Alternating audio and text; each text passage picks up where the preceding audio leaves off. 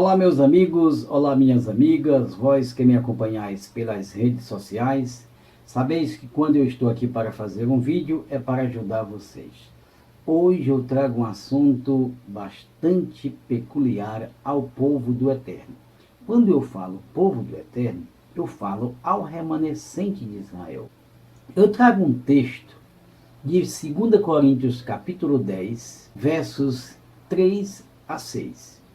Eu quero que vocês acompanhem-me neste raciocínio para vermos realmente a verdade que está contida nesse texto em 2 Coríntios capítulo 10 e versos 3 a 6. Porque, embora andando na carne, disse Shaul, não militamos segundo a carne. Este é o terceiro versículo do capítulo 10 de 2 Coríntios. Quero que vocês atentem para dois verbos na frase deste versículo. Andando e militando. Fazendo uma análise exegética dessa frase, explicando os verbos informados. Exemplo, andar na carne significa vivendo no corpo humano. Mas o verbo que nos leva a texto é o verbo militar. Veja o que Shaul diz. Não militamos segundo a carne. Para vocês que não sabem o que é uma interpretação à luz da exegese, prestem bem atenção agora o resultado do verbo militar. Quando as pessoas leem um texto como este, dizem uns para com os outros, irmãos, nós não militamos segundo a carne. Foi Paulo que disse. Diante da obscuridade do entendimento, essas pessoas acham que podem falar assim porque está escrito. Mas não é assim. O texto foi escrito de Paulo para os seus irmãos que viveram no seu tempo.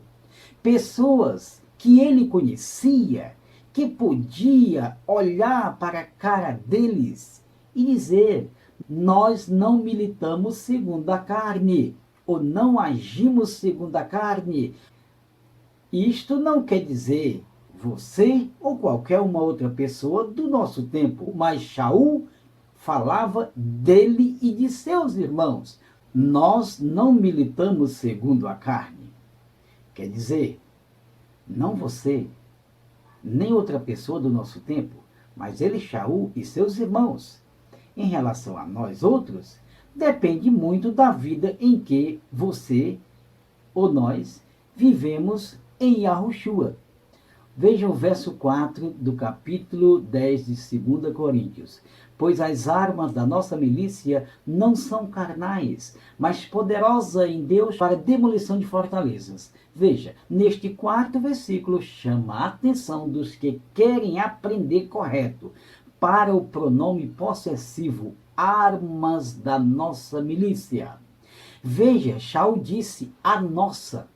Quando ele diz nossa, não significa que ele está falando comigo ou com você, que estamos lendo, mas você tem que levar em conta as instruções hermenêuticas. Quem escreveu, para quem, quando, por que escreveu e etc.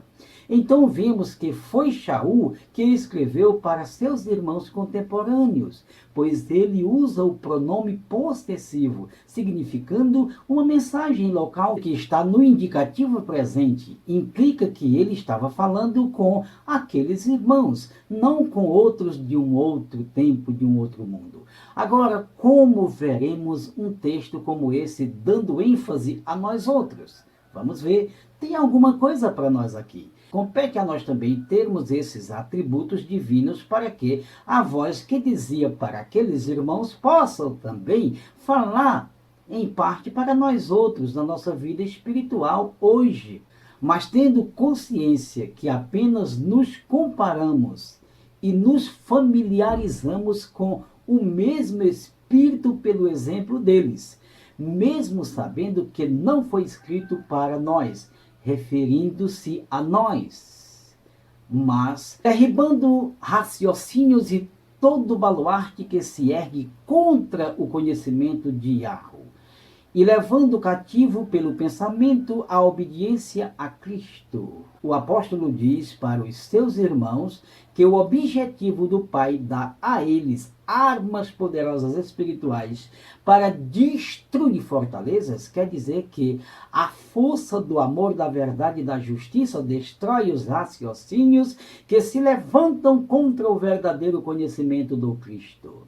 E assim a força atribuída pelo Yahweh tem poder para escravizar os pensamentos, levando-os à verdadeira obediência ao Messias.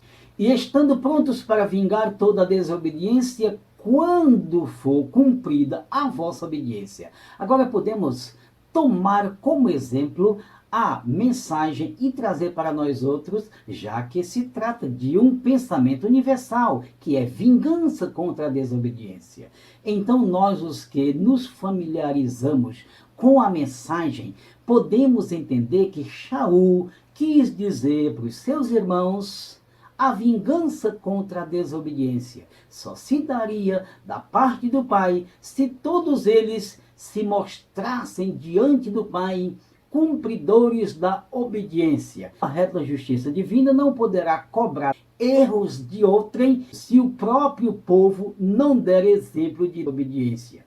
Isso é justo. É como, por exemplo, você não poderia falar contra os erros do filho do seu vizinho se o teu filho faz a mesma coisa. Concluindo, o Eterno quer que vivamos honesta e piedosamente, amando e sendo vigilante às suas leis, para que ele possa cobrar dos que quebram as suas leis. Então, por hoje é só e até o próximo vídeo. Essa é a verdade, doa a quem doer.